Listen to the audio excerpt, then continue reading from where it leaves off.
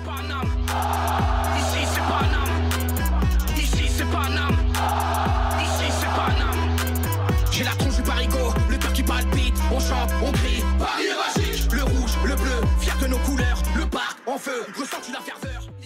Yo, salutations mes humains, COP, bienvenue sur la chaîne. On se retrouve pour le débrief. L'AS Monaco, Paris Saint-Germain, match d'ouverture de cette 24e journée de Ligue 1 qui s'est soldé par un match nul. Pas mal de choses à dire, mais avant toute chose, on s'abonne à la chaîne si ce n'est toujours pas fait. La petite clochette à côté, on clique dessus pour les notifications, le référencement. On met son plus beau pouce bleu et on lâche son petit commentaire. Alors déjà, forfait de dernière minute, Danilo qui n'était pas du voyage, donc le 11 de départ. Alors un 4-3-3 classique avec Donnarumma dans les cages. Quelle prestation ce soir Donnarumma, incroyable. Je pense qu'à l'heure actuelle, et j'ai pas honte de le dire, et je sais ce que je dis, je suis pas fou, il est probablement le meilleur gardien au monde. Voilà. Je l'assume, je le dis. Vous voulez me tomber dessus, vous voulez me mettre dans la sauce, allez-y, il n'y a pas de problème. On aime la sauce, avec les frites, toujours un peu de sauce. Bref, Donnarumma dans les cages. Mukiele, Beraldo, la charnière centrale inédite, pour pas dire. Lucas Hernandez à gauche, Hakimi à droite. Le milieu de terrain, Soler, Vitinha et Ugarte qui a fait un match incroyable. Et puis l'attaque, Ramos en pointe. Ça faisait un petit moment. Mbappé à gauche. Là aussi, ça faisait un moment. Par contre, toi, mon pote, je vais te tailler un costard dans la vidéo. T'inquiète pas. Et nous avions Asensio, le malheureux Asensio, qui était, lui, à droite. Compliqué, Compliqué cette première période. Alors, coup d'envoi pour le Paris Saint-Germain. Monaco joue très haut, se projette très vite, tout de suite, va au pressing, va sur le porteur du ballon. Je l'avais dit dans l'avant-match, c'est la qualité de leur jeu. Ça se projette très vite vers l'avant. Et ils se sont montrés très dangereux, les Monégasques. On a eu chaud aux fesses, les gars. Aïe, aïe, aïe, aïe, aïe, aïe. Quel arrêt de Donnarumma. Donnarumma, ce soir, il a été impérial. Il a fait énormément de progrès, ce garçon. Il faut le dire. J'ai été dur avec lui parfois dans des débriefs, dans des vidéos, à juste titre. Attention, parce que, voilà, parfois c'était un peu compliqué et tout. Mais jamais le trop. Toujours juste et objectif. Et je le dis depuis un petit moment, il a énormément progressé. Déjà, son jeu au pied est nettement mieux. On sent même que les défenseurs, ses coéquipiers, sont beaucoup plus à l'aise de jouer avec lui, balle au pied, etc. Et puis après, sur sa ligne, il est monstrueux et il l'a encore démontré ce soir. Beaucoup de déchets techniques côté parisien sur cette première période. On a eu beaucoup de mal. Je trouve que Monaco était très bien en place. Il cherchait bien la profondeur.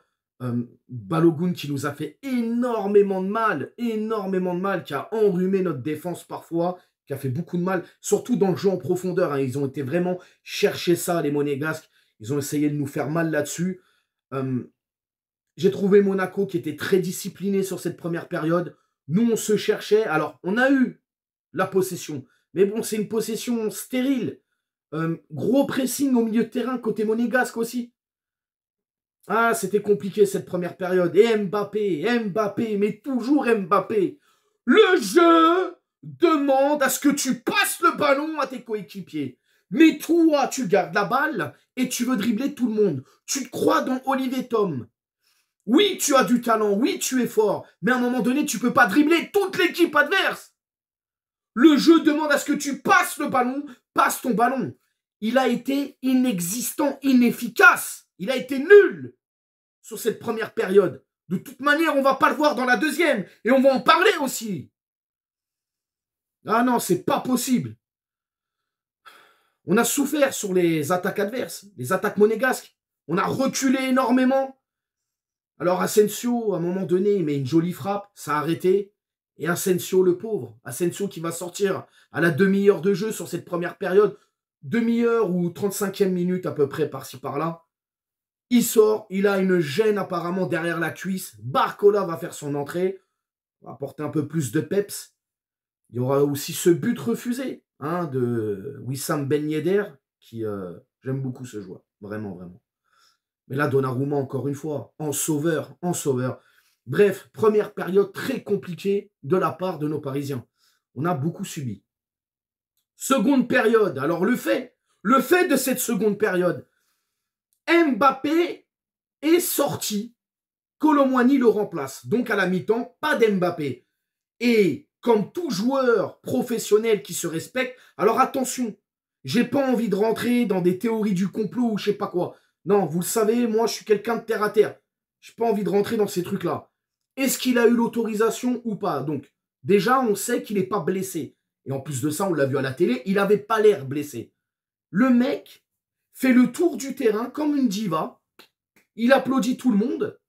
Et au lieu d'aller avec ses petits copains s'asseoir sur le banc de touche, hein, comme tout joueur qui se respecte, monsieur rejoint sa mère dans les tribunes. Vivement que ce feuilleton se termine. Vivement que ce feuilleton se termine. Et si Mbappé a pris cette décision de lui-même, c'est pas une décision qui a été vue au préalable avec le coach ou je ne sais quoi, excusez-moi, je bafouille, je suis énervé. Cette décision a été prise par lui-même d'aller s'asseoir dans les tribunes. En gros, je fuck le PSG, j'en ai rien à foutre, je fais ce que je veux, mon pote, tu vas subir les conséquences. Et là, il n'y a pas de ouais, faut pas siffler, je sais pas quoi, machin. Non, non, non, non, non, non. Pour moins que ça, il y a des joueurs qui en ont pris plein la gueule. Et si c'est une décision qu'il a prise lui-même de s'en foutre, parce que là, il va nous mettre le bordel jusqu'à la fin de saison, les gars. Je vous le dis, si on laisse passer ça, si ça vient de lui et qu'on laisse passer, c'est pas bon. Maintenant, on va attendre, gentiment. Est-ce que c'était vu au préalable, etc. On verra. Mais là, non, je peux pas accepter, poteau. C'est manque de respect. Manque de respect, c'est quoi ça, en fait? Voilà, c'est incroyable. Bref, pourvu que ça se termine, salam alaikum, va au Real Madrid, va à Limoges, va à Sochaux, va jouer où tu veux, mais ça y est, c'est bon. Poto, le comportement là, c'est... Bref, en tout cas, beaucoup d'espace dans cette deuxième période. On sent quand même une équipe monégasque à l'heure de jeu qui va commencer à fatiguer, qui va laisser beaucoup d'espace dans le jeu. Côté parisien aussi, ça laisse un peu d'espace. Et forcément, tu sens que Paris est un peu mieux dans cette seconde période. On voit aussi Vitinha hein, qui, sur le milieu de terrain, rejaillit un peu plus quand même, sort beaucoup plus vite les ballons et forcément fait son jeu comme on l'aime, hein, bien évidemment. Alors, il va y avoir des changements. Comme je vous l'ai dit, Asensio qui va sortir, Barcola qui rentre, Kolo Muani qui va rentrer à la mi-temps et Mbappé qui était dehors. On a Hernandez qui va laisser sa place à Nuno Mendes qui a fait une très bonne entrée, qui a eu une demi-heure de jeu pour bien jouer, justement. Ramos pour Dembélé et on a Soler qui, tout à la fin, sortira pour Kang-in Lee. Et là, tout de suite, oui, Paris, je trouve Paris qui a poussé, Paris qui a essayé d'aller marquer, Paris qui a tout fait pour aller ouvrir le score, mais ça n'a pas suffi. On a vu aussi de très beaux gestes techniques hein, dans ce match. Hein, d'ailleurs, le pauvre Barcola qui s'est fait complètement enrhumer sur un sombrero magnifique. Et puis, Minamino, mais Barcola aussi a fait quelques gestes techniques, etc. Bref, c'était plutôt pas mal en termes de gestes techniques, mais après le résultat est, bon voilà, match nul. En tout cas, on ne va pas s'inquiéter, ne vous inquiétez pas. Hein, c'est pas parce qu'on a fait nul qu'on va être nul contre la Sociedad, non. Sociedad est malade aussi, hein, donc voilà, il faut peser le pour et le contre. Mais là, Mbappé, waouh. Encore une fois, voilà, on va être la risée. Regardez ce club, le joueur vous chie à la gueule, va s'asseoir dans les tribunes au lieu d'aller s'asseoir sur le banc. Mais on va attendre les officiels. Hein, si ça a été vu en amont ou je sais pas quoi. Ah là là là. Ah. Bref, les tops et les flops, les gars.